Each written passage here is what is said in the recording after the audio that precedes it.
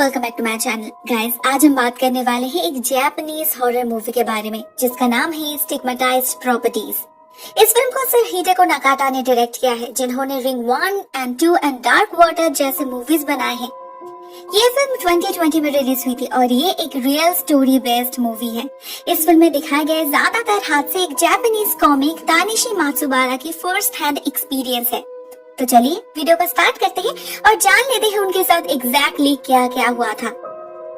Film की शुरुआत होती है तो स्टैंड अप कॉमेडियन के साथ यमामे और नाकाई। वो दोनों मिलकर परफॉर्म करते हैं, अपने बातों से अजीब से जोक्स क्रैक करके लोगों को हंसाते हैं। लास्ट 10 साल से वो लोग यही करते आ रहे हैं, मगर आजकल उनका काम ऑडियंस को और पसंद नहीं आ रहा। हर एक शो फ्लॉप हो रहा है, तो नाकाई डिसाइड करता है कि वो और ये काम कंटिन्यू नहीं करेगा। उसे टीवी चैनल से स्क्रीन राइटर का जॉब ऑफर मिला है, वो वही ज्वाइन कर लेगा। मगर यमामे क्या करे, तो वो नेक्स्ट डे ऑफिस जाते वक्त यमामे को साथ ले जाता है उसे काम दिलाने के लिए। नाकाई डायरेक्टर से मीटिंग करता है और अगले एपिसोड के लिए स्क्रिप्ट सबमिट करता है, the curse of haunted house. मगर ये कहानी डायरेक्टर को बिल्कुल भी पसंद नहीं आती। वही घिसी पिटी कहानी। इस शो के लिए उन्हें कुछ नया चाहिए था, मगर इससे उन्हें एक नए शो का आइडिया मिल जाता है। क्यों ना ऐसे ही रियल लाइफ हॉन्टेड हाउस में रात बिताने का एक्सपीरियंस कैप्चर किया जाए। डायरेक्टर इस काम के लिए यमामे को चूज करते हैं, जो राजी भी हो जाता है। अब इसी स्टूडियो में एक मेकअप असिस्टेंट काम करती थी, आजुसा नाम से। वो यमामे की डाई हार्ड फैन थी। उसे जब पता चला इस न्यू शो के बारे में, तो वो यमामे को बहुत एनकरेज करती है। लेकिन फिलहाल के लिए ये सिर्फ एक ट्रायल शो रहा। अगर रेटिंग्स अच्छी मिली तो कंटिन्यू होगा, नहीं तो फिर यमामे को कोई और काम ढूंढना होगा। फर्स्ट डे फर्स्ट लोकेशन का एड्रेस उसे डायरेक्टर से ही मिल जाता है, तो यमामे बिना देर किए कैमरा और बेटिंग के साथ पहुंच जाता है उस घर में। ये एक स्टिग्मेटाइज्ड प्रॉपर्टी है। दोस्तों, स्टिग्मेटाइज्ड प्रॉपर्टीज उन बिल्डिंग्स को कहा जाता है जहाँ किसी ने सुसाइड की हो या फिर किसी का खून हुआ हो। जनरली कोई ऐसा घर खरीदना नहीं चाहता, क्योंकि अक्सर इन घरों में उन हादसों के इम्प्रेशंस रह जाते हैं। बाहर से देखने पर ये घर बिल्कुल एक नॉर्मल घर की तरह था, मगर अंदर बड़े बड़े अक्षरों में लिखा हुआ था 6th फ्लोर पे जाना मना है। उसी फ्लोर के एक अपार्टमेंट में एक लेडी का खून जो हुआ था, मगर यमामे को तो वहीं जाना था। इनिशियली उसे बहुत डर लगता है, एक काला साया भी नजर आता है उसे, लेकिन वो असल में उसका पड़ोसी था, कोई भूत नहीं। मगर उनका डॉग न जाने किसे देखकर भौंकता ही जा रहा था।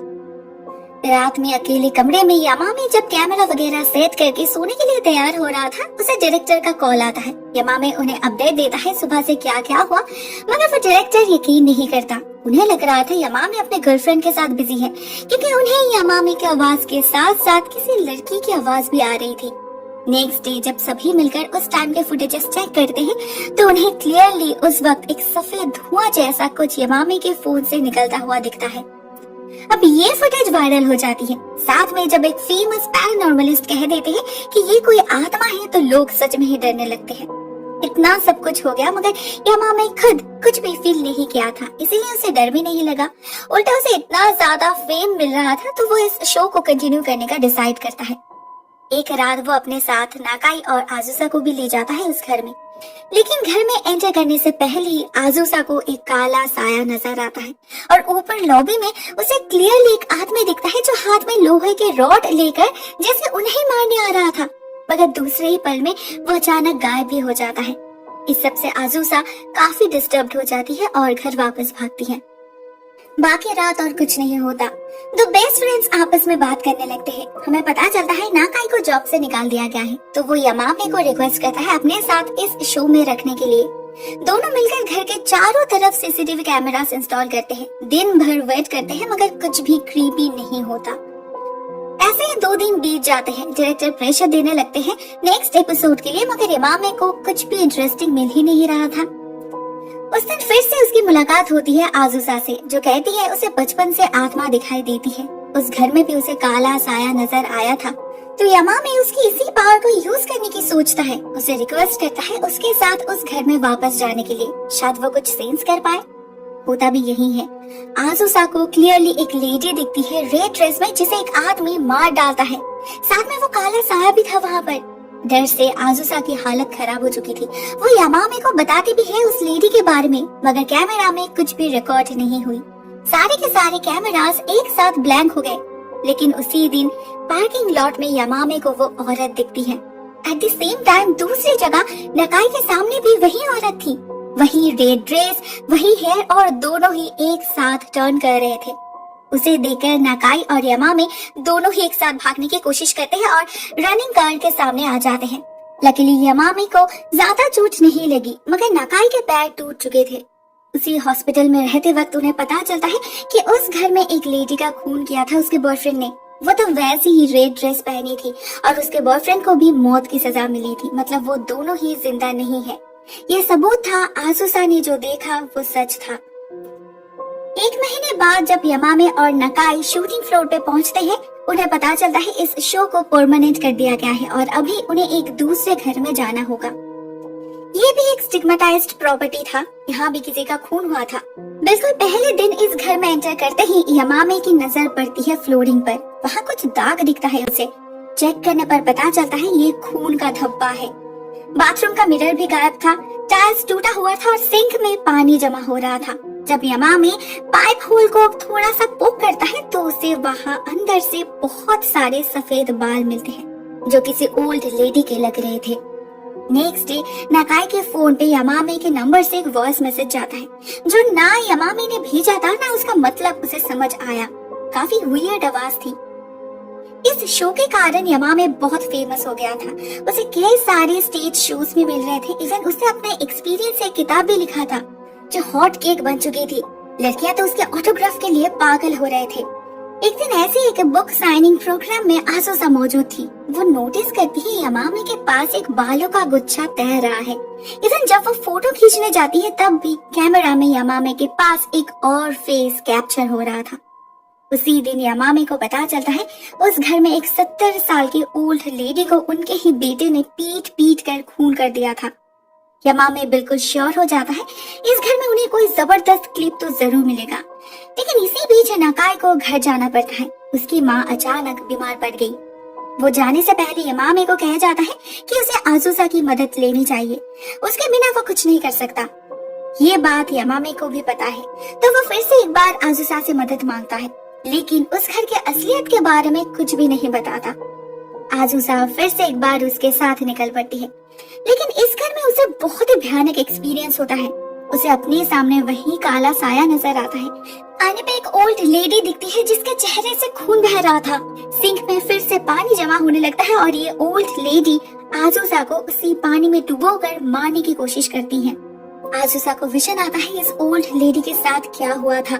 पहले उसके बेटे ने उसे इतना मारा कि उसके मुंह से खून निकलने लगा और फिर उनका सर आने पे पटक दिया। फाइनली उसे इसी सिंक में डुबोकर मार डाला। यमामे आजुसा को वो वॉइस मैसेज भी सुनाता है जिसे स्लो मोशन में प्ले करने पर उन्हें पता चलता है यह उस लेडी की आवाज है। जब पानी में उनकी सांसें रुक रही थी तब उन्होंने कहा था कि मुझे तुम्हें अडॉप्ट करना ही नहीं चाहिए था। बाद में चेक करने पर साबित हो जाता है कि वो लड़का सच में ही अडॉप्टेड था। यमामे को और एक कहानी मिल चुकी थी जिसे वो बेच पाए, मगर आजुसा बहुत ही ज्यादा डर गई थी और नकाई भी उसके साथ और काम करना नहीं चाहता था, क्योंकि अभी उसके माँ के बाद उसके पिता के फैक्ट्री में भी आग लग गई थी, जिस आग में उसके पिता भी जल गए। ये कोई कोइंसिडेंस नहीं हो सकता। पहले उनका एक्सीडेंट, अब उसके परिवार में ये सब हादसे। नकाई को लगता है इन सब घरों में वक्त बिताने के कारण उन पर कोई शाप लगा है, उनके परिवार खतरे में है। यमामे का तो कोई परिवार नहीं, लेकिन नकाई जानता है कि वो आजुसा को पसंद करता है, मतलब उसकी जान भी खतरे में आ सकती है। यमामे उसके बातों पर बिलीव तो नहीं करता, लेकिन अपने नेक्स्ट घर को चूज करते वक्त आजुसा को इन्फॉर्म नहीं करता। इस घर में लास्ट मंथ ही एक लड़की ने डोर नॉब से फांसी लगाकर सुसाइड की थी। यहाँ एक एटिक भी था। यमामे वहाँ लेटकर डायरेक्टर से बात करने लगता है और हमें उसके पीछे वही काला साया नजर आता है जो शायद उस पर नजर रख रहा था। अचानक यमामे के कानों में एक बहुत ही श्रिल वॉइस गूंज उठती है। उसके सर में दर्द होने लगता है जो वो डायरेक्टर से भी कहता है। ये बात उधर आजुसा को सुनाई देती है। वो बहुत परेशान हो जाती है और डायरेक्टर से एड्रेस लेकर इस घर में आ पहुंचती है। तब तक यमामे ऑलमोस्ट बेहोश हो चुका था। उसे लैडर पे एक बैंड हिस्सा दिखता है और एक ब्लैक रिबन भी।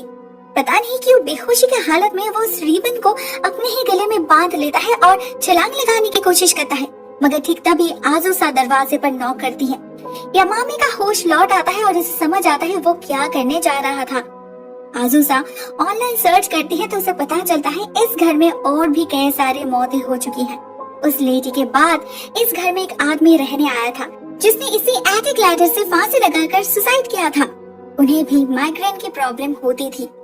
इस बार यमामे खुद अपने अंदर एक डार्कनेस, एक एम्प्टीनेस फील कर पा रहा था। उधर इस शो की पॉपुलैरिटी इतनी बढ़ गई थी कि इसे नेशनल नेटवर्क में प्रमोट किया जा रहा था।